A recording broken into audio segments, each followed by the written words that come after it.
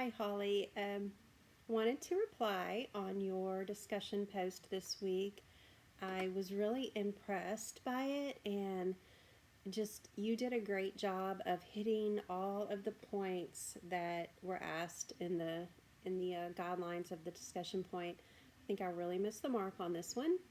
I, I went by the syllabus, and I did not um, go by what was in the discussion post board as far as answering the question. So I really appreciate how you did. I didn't intentionally do that. I just missed what I was supposed to be doing.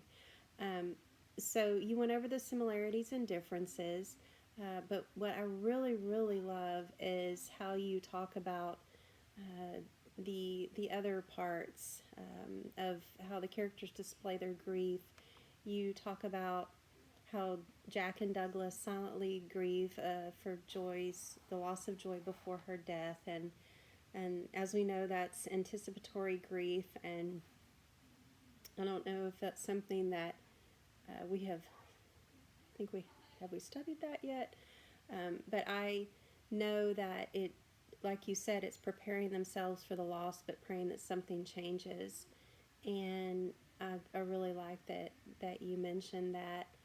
Um, so your last paragraph really stuck out to me, and that's mostly what I wanted to talk about in my reply. You said the boy chooses safety, or the boy chose safety, the man chose suffering, and that's from a quote from the movie. And you said that basically the boy, you think that it shows a lack of knowledge a child has when it comes to their faith and dealing with a stressful situation. But as adults, we learn to turn our suffering toward God, um, and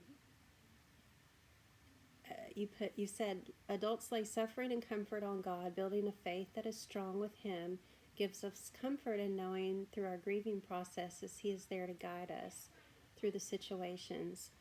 Um, so what I wanted to say about that is there's one of my favorite verses in the Bible is from Corinthians. It's Corinthians 2, 12:9, and it's he said to me, "My grace is sufficient for you, for my power is made perfect in weakness. Therefore, I will boast all the more gladly about my weaknesses, so that Christ's power may rest on me." And that's from the New International Version. But um, I really feel like this quote, or that your paragraph, sort of, you know, sort of reflects that verse in the Bible that God is saying that His grace is sufficient for us in all situations, because His power, His power is made perfect in our weakness, and we are weak, and we do need Him to rely on through all things. Um, and then as humans, we can say, "I will boast about my weakness," because that's where Christ's power is on me. So I feel like that's kind of how I put your last paragraph, through experience. I love that quote. As a new Christian, I came across that, not quote, but that verse. And I have a young child that passed away, and that Corinthians verse is inscribed on her tombstone, her headstone.